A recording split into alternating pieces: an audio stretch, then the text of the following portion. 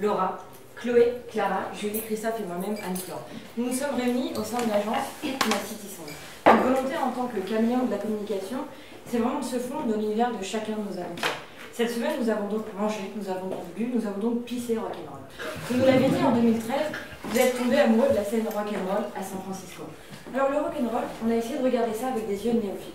Le rock'n'roll, si on considère qu'on n'a jamais écouté de musique de ce genre, et si on considère qu'on écoute de l'électro, de la house, le rock'n'roll, ça évoque des Doc Martens, ça évoque Dabinos, des Picous. Le rock'n'roll, c'est aussi des punks à chiens, mais c'est aussi Martin qui écoute Elvis dans sa chambre. C'est aussi Johnny Hallyday, les conventions de Harley Davidson dans le sud de la France.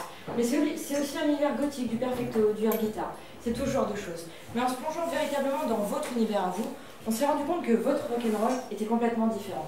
Vous êtes en effet teinté d'une culture 70s. Vous êtes imprégné par la culture psyché. Votre rock'n'roll à vous, il est indé, il est lo-fi, il est artisanal. Vous nous l'avez dit en 2013, vous avez monté un premier festival, franchement, avec zéro caillasse. Malgré tout, vous avez fait une super chose. Vous êtes dans le do-it-yourself. Et à l'image de votre festival, votre public partage ces valeurs. Malgré tout, on a réussi à déterminer deux types de profils. D'abord, le garage. Si on devait lui donner un âge, le garage a entre 18 et 26 ans. C'est un mec acharné de musique, c'est un mec acharné des concerts qui se déplace sans arrêt. Ce gars-là, il est tout le temps fourré sur les réseaux sociaux. Il est tout le temps, en effet, à la recherche d'informations. Il est sur Facebook. Il est vraiment tout le temps en train de se dire « Putain, c'est quoi le festival ou c'est quoi le concert que je vais faire ce samedi ?»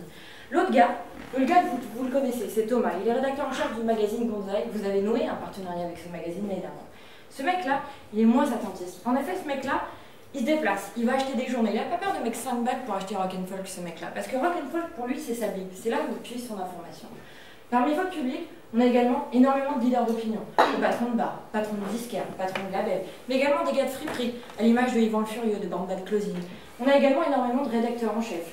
Et tout ça, tous ces leaders d'opinion véhiculent finalement une image très positive de votre festival. Et cette année, il faudra une fois de plus les séduire.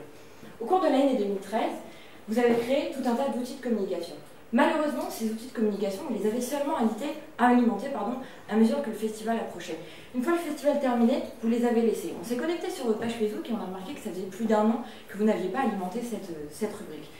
Christophe, donc, mon collègue, va vous expliquer la première action de notre stratégie de communication. Wake up, wake up, wake up. Je vais lever la vie. Ce sont les mots qu'on saisit lorsqu'on a fait notre veille sur le site internet, sur nos outils. En effet, ces outils sont un petit peu endormis, un petit peu latents. Il y a un petit peu, vous aurez un petit coup de fouet, un peu avant le festival. Mais hélas, c'est trop tard. Faut le faire avant, faut le faire pendant, faut le faire après. Et justement, ces outils, on va les prendre et faire un petit fil rouge avec, pour faire vraiment la continuité, pour avoir une info régulière. Et le premier outil qu'on a repipé, c'est le site internet, anciennement votre Tumblr. Alors c'est vrai que Tumblr, sa réseau social, il ne fait pas vraiment office de site. On a tout cassé, on a pris un site qui est livrable dès aujourd'hui, un site que vous pouvez voir dès à présent. Ce site, on l'a refonté avec différents onglets, mais pour un aspect de teasing, je ne vais pas révéler. En haut à droite, vous avez les différents réseaux sociaux sur lesquels nous serons présents, vous serez présents, et bien sûr la possibilité de changer la langue de ce site. Car c'est vrai, vous l'avez dit, City Sounds Festival, c'est le dénicheur des artistes à l'international. Alors quoi de mieux que choisir l'anglais, la langue universelle, pour traduire ce site.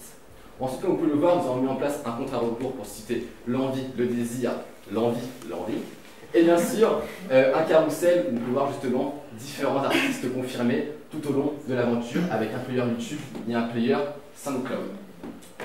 Alors c'est vrai, bien sûr, le vrai problème, ce n'est pas de drainer des nouvelles personnes pour votre festival. Le vrai problème, justement, c'est de fidéliser et d'apporter du contenu pour les anciens, vos premiers fans, ceux qui étaient présents à la première occasion et justement ceux qui ne connaissent pas votre festival et qui justement voudraient y aller. Bien sûr, ce site est régi sur la stratégie de référencement naturel qui est présente dans notre recommandation stratégique. Alors bien sûr, ce public, il aime quoi? Il aime le contenu. Et le contenu, on va l'apporter par les réseaux sociaux. C'est une stratégie de brand content. Le premier réseau social, vous le connaissez très bien, c'est Facebook. Facebook, on va y diffuser de l'information, des sons, des lieux, vraiment l'univers de City Sounds qui va toucher votre public. Des vidéos qu'on va piocher sur notre YouTube, sur votre chaîne YouTube. Sur votre chaîne YouTube, que voici nos différents concerts de vos artistes confirmés tout au long de l'année. Et bien sûr, qui dit festival dit aussi SoundCloud. Car c'est vrai, SoundCloud c'est un peu le Graal pour vos fans. C'est un peu l'apéro avant le principal. On découvre justement les sons de demain, les sons qui vont goûter à leur festival. Et ça a de la gueule. Et bien sûr, l'Instagram. L'Instagram, justement, c'est un peu le réseau social in pour votre site garage, pour les gens, où ils vont justement piocher l'information, justement pouvoir interagir avec eux, communiquer avec eux pour vraiment fédérer cette communauté qui est la grande famille du City Sound. Et bien sûr, Twitter, vous connaissez Twitter aussi, où justement on va pouvoir interagir avec le fameux hashtag, la mention, pour justement améliorer ce référencement qu'on va trouver sur les moteurs de recherche. Et aussi, ça sera très bien un excellent outil pour les journalistes pour être relayés, pour gagner en légitimité, en crédibilité et bien sûr en notoriété. Et Twitter, c'est aussi la particularité de Twitter, c'est pour faire le live tweet avant le festival et pendant le festival pour les malheureux qui ont eu la chance de dégoter leur fameuse place pour ce magnifique festival. Mais avec qui allons-nous continuer l'aventure? Je parle bien entendu des partenariats. Vous travaillez déjà avec Clarisse Vallée, qui est votre attaché de presse, mais qui est aussi l'attaché de presse du label Band Records. Donc nous n'allons pas bouleverser sa stratégie de relations presse qui a été mise en place lors du premier festival, puisqu'il était extrêmement bien ciblé et vous avez permis une énorme visibilité grâce à des partenariats tels que WFM, Ganzai ou encore Rock and Folk. On va simplement la préciser parce qu'on a sélectionné des supports qui s'adaptent à votre public garage et rock and folk. Par conséquent, nous avons décidé de choisir le site internet Radio Rectangle, RF8, la radio Le Move, Radio Nova, Arte avec son émission Trax, ainsi que les Nuits Zébrées. Nous vous conseillons par ailleurs de continuer votre partenariat avec Digitix pour le meilleur accès aux billets du festival, mais nous n'avons pas oublié lors du brief votre étonnement envers votre public. Vous avez eu un public européen, mais aussi international, notamment votre public australien. C'est pour cela que nous vous conseillons un partenariat avec Entour, afin de faciliter le trajet ainsi que l'hébergement de nos festivaliers. Toujours dans une logique de transport, nous vous conseillons Blablacar. En plus de l'aspect tarifaire qui est très intéressant, il y a vraiment une symbolique d'échange qui va plaire à votre public. Nous avons aussi Wigo, la filière un peu low cost de la SNCF, ainsi que Thalys et Eurostar. On l'a compris maintenant, grâce à ces quelques actions de communication, vous allez booker non sans mal les 4000 places qui sont destinées aux 2 soirées incontournables que vous nous proposez au mois de juillet. Vous êtes le dénicheur finalement de la culture indépendante à l'étranger. Ce qu'on veut faire de vous, ce qu'on veut faire de City Sound, parce qu'on a compris que vous étiez une entité dans laquelle il y avait du contenu, c'est véritablement la référence de la culture alternative. Donc pour aller plus loin, on va véritablement s'allier avec des entités vraiment incontournables de la culture indé, lo-fi, indépendante de Paris. Cette première action, elle se matérialise par un partenariat avec le Discard Day. Le Discard Day, vous le connaissez, c'est l'équivalent français de ce qui se passe outre-Atlantique, le Record Store Day. C'est une journée à travers laquelle tous les labels et tous les disquaires de France se donnent la main pour donner la chance à des circuits pluriels d'exister. On vous propose donc de nouer un partenariat et d'investir le pourtour d'un lieu emblématique de la culture incontournable indépendante de Paris. C'est le Point éphémère. C'est un lieu qui est très fréquenté par chacune de vos cibles.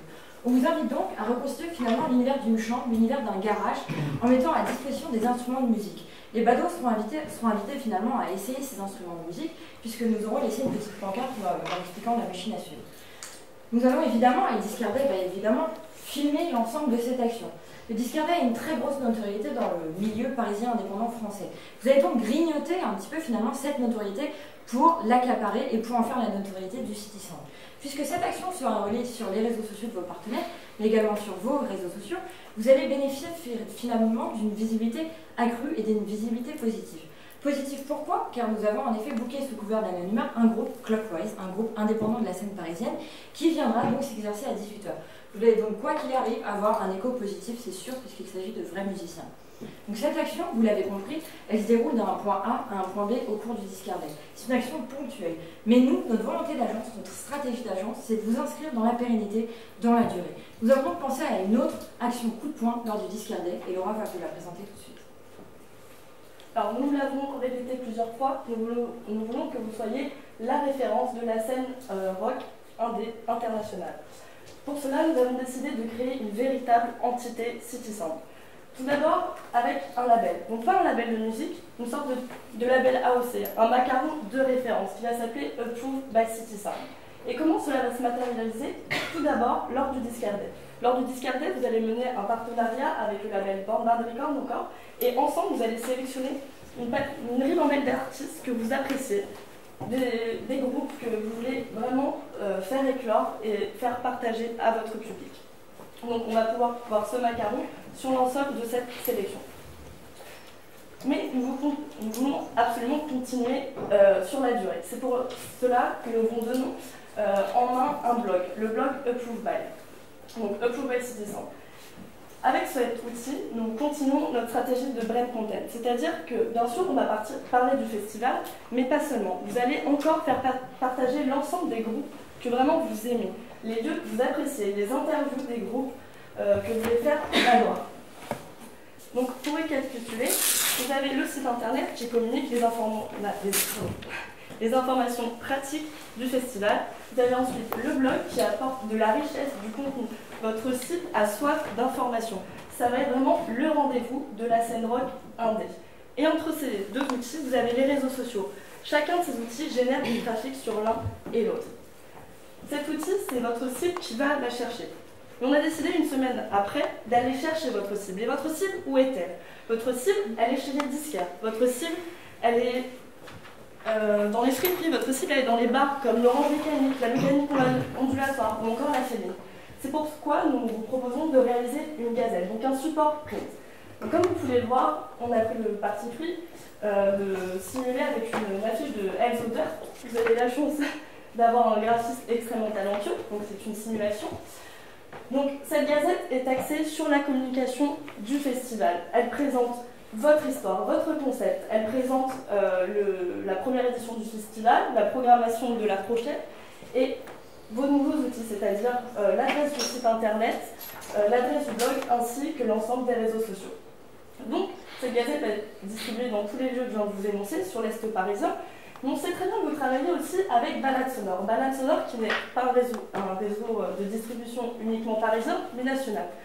Pour donner plus d'écho encore et plus d'ampleur à votre festival, nous avons décidé de distribuer cette gazette dans des villes telles que Lille, telles que Lyon, Rennes ou encore Toulouse. Donc comme vous pouvez le remarquer, petit à petit, on va avril à peu près là, on fait monter la chantilly et on va vouloir vraiment créer un véritable rush. Comment? En ouvrant une billetterie Early Bird avec des tarifs préférentiels de 20 €. Cette chantilly, cette mayonnaise dont Laura vient de vous parler, pardon, je perds en français, on va pas la lâcher. En fait, nous, notre stratégie, c'est de faire grimper le truc.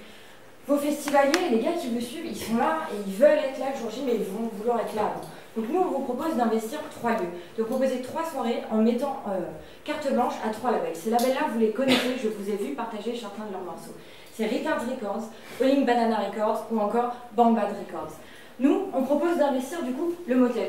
Le motel, vous connaissez, c'est un petit bar qui est situé entre Charonne et le Dru-Rollin. On a un autre bar, c'est l'Orange Mécanique, vous connaissez, je ne vous présente pas la cave voûtée, je suis sûre que vous y passez tous vos week-ends. Le dernier, c'est la Féline. Philippe m'a dit que vous étiez son meilleur ami, alors je pense que c'est un haut lieu finalement de chacun de vos week-ends et vos soirées également. Donc à chacun de ces labels, on va proposer carte blanche, plateau artistique libre pour chacun d'eux, à condition bien sûr de booker des gars de leur label. En fait, grâce à ça, on va vraiment vouloir faire monter la chantilly. La première soirée, ce sera au mois d'avril, la seconde, ce sera le mois suivant, et la dernière, ce sera juste pile un mois avant votre festival. Alors, vous me regardez, vous avez l'air interloqué, je suis sûre que ça fait un peu beaucoup, et justement, on va récapituler l'ensemble de ces actions pour que ce soit bien clair pour vous. À présent, faisons un peu récap selon le rythme cardiaque d'un vrai rocker. Tout d'abord, on commence crescendo. Le Citizen Festival, c'est quoi? C'est un site mobilité, des réseaux sociaux où on apporte du vrai content, du vrai contenu spécialisé pour vos fans, pour votre public. Citizen, c'est aussi un label, un blog, on apporte une expertise. Citizen, c'est aussi une gazette, un format papier, où on résume l'avant du festival. Juste après, le off. Le off, c'est un peu l'apéro avant le point culminant, l'apogée, l'apothéose, le festival, votre festival. Alors, le Citizen Festival, pour cette année 2015, va mettre en scène des acteurs de la scène culturelle new-yorkaise.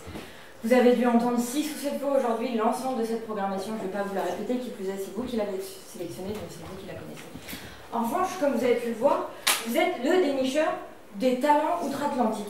Maintenant, on a fait de vous le dénicheur des talents ici même à Paris. Du coup, on ne va pas se perdre, on va rester logique, on vous a proposé une scène de Frenchie. Les Frenchies qu'on a sélectionnés, ils sont 2 pour vendredi. Il y a Studio 69, je vous ai vu vous dandiner dès qu'on a mis la musique, je pense qu'il n'y aura pas de souci. C'est des petits gars, c'est des banlieusards bien de chez nous, qui viennent de signer leur première LP sur Bandcamp. L'autre, c'est Lala. C'est un gars qui a signé chez Rolling Banana Records. Ça déchire, c'est Martin qui est aux commandes de ce groupe. Je me fais aucun souci, vous allez adorer. Samedi, en revanche, on change. Volage toujours sur Rolling Banana Records. Et enfin, Mumbling Caveman, un mec incontournable de la scène indé en France. C'est un petit bordelais qui se déplace avec sa gratte, avec sa batterie et son harmonica. Une fois encore, vous allez adorer. Mais que serait finalement un véritable festival si vous n'aviez pas les outils nécessaires pour fidéliser et pour finalement continuer à exister dans la pérennité? Alors ça, si c'est son festival, c'est de la musique, mais pas que. C'est un état d'esprit, un art de vivre, une vraie famille, une vraie communauté. Alors on a pris ce sentiment-là qu'on a dérivé justement en produits dérivés, justement pour les gens qui seront au festival. Alors on retrouve des badges, des stickers, un gobelet, un tote bag, un briquet. D'ailleurs, le briquet qui n'a jamais perdu en soirée, c'est donc un outil de communication extrêmement viral et pertinent pour votre site. C'est vrai, merci encore pour la précision, j'avais oublié. C'est aussi un médiator, c'est aussi des médiators qui s'inscrivent dans leur quotidien. Et bien sûr, des vinyles et des cassettes qui justement vont retranscrire les chansons des personnes qui sont passées au festival sur ces supports pour des personnes qui aiment le rock, qui aiment le vintage, qui aiment le rétro. Et si je ne m'abuse, Alexandre, vous aimez les cassettes qu'on a eu notre chemise d'hier. Mais j'ai l'œil.